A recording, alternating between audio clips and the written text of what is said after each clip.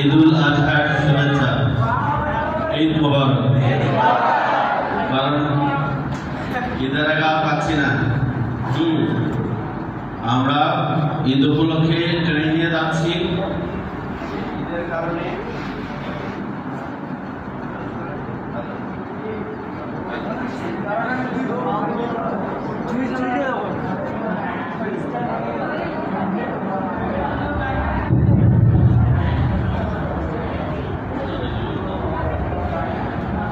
ধন্যবাদ। চমৎকার শেয়ারিং করেছেন আমাদের সম্মানিত লিডার। সেই কোম্পানির শুধু একবার নয়, দুইবার কারখানা এক্সপার্ট, তাকে সবাই জানেন, যাকে বলা হয় ফ্রেন্ডশিপ ব্ল্যাক ডায়মন্ড।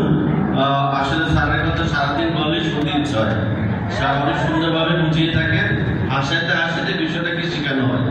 তো আমাদের সম্মানিত একজন গ্লোবাল লিডার, লায়ন লিডার, দুইবার কারখানা এক্সপার্ট, আমাদের কামরুল স্যারের জন্য জোরে একটি করে দেন।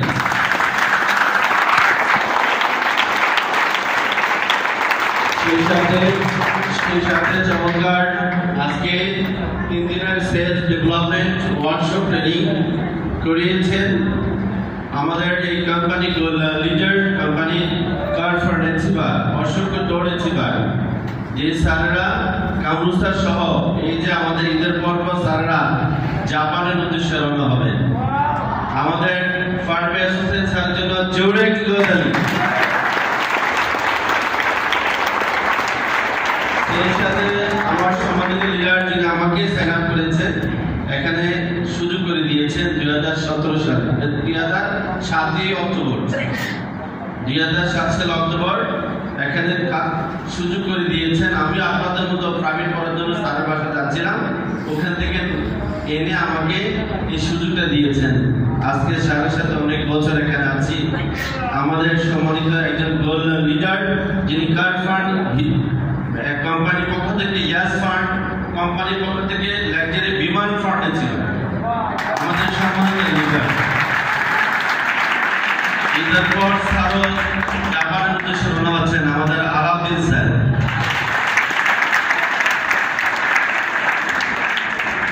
কি টেনশন কিছু আছে? এসে কি ভুল করলেন? কি ভুল করলেন? নো, সঠিক জায়গায় আসছেন। শুধু কুদ্দুসের বাপ রহিমের মার কথা শুনলেন না, আর কি বয়ফ্রেন্ড গার্লফ্রেন্ডের কথা শুনলেন না।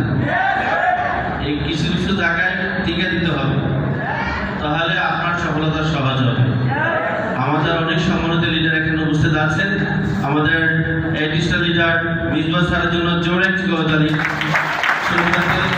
আমাদের সিনিয়র স্যার মুস্তাফা স্যারের জন্য জোরে একটি করতালি।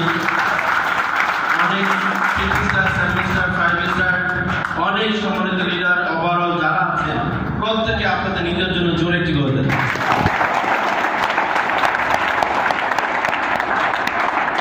আর যা দেওয়ার আপনাদেরকে দিয়ে দিয়েছে, রাইট কিনা? কি আপনারা নিতে পেরেছেন? না এখানে লিখে বাড়িতে চলে যাবেন? অনেকে আছেন এখানে যারা আছেন প্রায় 15% আপনার ট্রেনিং এখানে থাকবে, বাসা যাবে না। হ্যাঁ, এই মন মানসিকতা যারা আছে, আপনি শুধু টিএনসি না, পৃথিবীর নাম্বার 1 কোম্পানিতে যদি আপনি যান, জীবনে কোনো কিছু করতে পারবেন। তো আমি আপনাদেরকে বলবো, এই 3 দিন ওয়ার্কশপ ট্রেনিং যারা করেছেন, অনেক অভিজ্ঞতা আপনারা পেয়েছেন, অনেক কিছু শিখতে পেরেছেন। এটা প্রপার ভাবে কি করতে হবে? আমাকে ফিল্ডে কাজে লাগাইতে হবে। দ্বিতীয়ত হচ্ছে আমাদের অনেকের কি এখানে যারা আছি আমরা জানি কেউ কোটিপতি না, রাইট কিনা? সাধারণ ঘরের সাধারণ ফ্যামিলি, সাধারণ একজন সন্তান, রাইট কিনা? আমরা একদম সাধারণ, একদম মধ্যবিত্ত ফ্যামিলি থেকে আমরা আসছি। মনে রাখবেন, কোটি টাকার মালিক হলে হ্যাঁ কোটিপতি হয়, এটা আপনার ক্রেডিট নয়। আবার কোটিপতির মালিক হয়ে ভিখারি হয়ে যায়, রাইট কিনা? আর ম্যাক্সিমাম কোটিপতি তারাই হয় যারা একদম সাধারণ ফ্যামিলি, সাধারণ ঘরের সাধারণ সন্তান, যারা তারাই কি কোটিপতি হয়। আর আপনি যদি এটা হতে চান, আজ থেকে কোনো ধরনের সময়কে অপচয় করা যাবে না। সময় অনেক মূল্যবান। সময় অনেক স্বার্থপর। আজকের দিনটা কয় টাকার বিনিময়ে ফিরিয়ে আনতে পারবেন? দুনিয়াটা বিক্রি করলে আজকের দিনটা ফিরিয়ে আনতে পারবো? সম্ভব নয়। সময় অনেক মূল্যবান। আমি কাজ করবো এখন থেকে, আগামী দিন নয়, এখন থেকে কাজ করবো, রাইট কিনা? এখন থেকে ট্রেনিং করছে, যাইতে যাইতেও কাজ করবেন। আপনার সাথে যে অপরিচিত লোক আছে তার সাথে কি ইনভাইটেশন শুরু করে দিবেন। আপনার কাজ এখন থেকে, আপনার রাতের 12টা কাজ করতে পারবেন, একটাও কাজ করতে পারবেন, সারা রাত কাজ করতে পারবেন, যদি আপনার কাজ করার ইচ্ছা থাকে। বুঝতে পারলাম? আর যে আমার রিজিকের মালিককে, রিজিকের মালিককে, রিজিকের মালিক রাজ্জাক, আমাদের রিজিকের মালিক আল্লাহ, রাইট কিনা? আমার কিছু নাই, কোনো সমস্যা নাই, নামাজ পড়ে, হ্যাঁ, যদি আল্লাহর কাছে হাত তুলে চোখের কি ফেলে দেয়, তাহলে কি আমাকে কি আল্লাহ তাআলা কি দারিদ্রতা দূর করতে কোনো সমস্যা আছে? আল্লাহর কাছে কোনো ঘাটতি আছে? প্রত্যেককে যদি আমাকে, এখানে যারা আছেন প্রত্যেককে যদি আল্লাহ তাআলা কোটিপতি বানিয়ে দেন, কি আল্লাহ তাআলা কি চাইলে সম্ভব না? চাইলে সম্ভব কিনা? তাহলে জাকাত দিতে চাইতে হবে, রাইট কিনা? তাহলে ফজর নামাজ সময় আমরা কি করি? আমাদের সবচেয়ে ব্যাড হ্যাবিট, আমরা ফজর নামাজ এখানে যারা আছেন আমার মনে হয় না শতকরা 10% আদায় করি।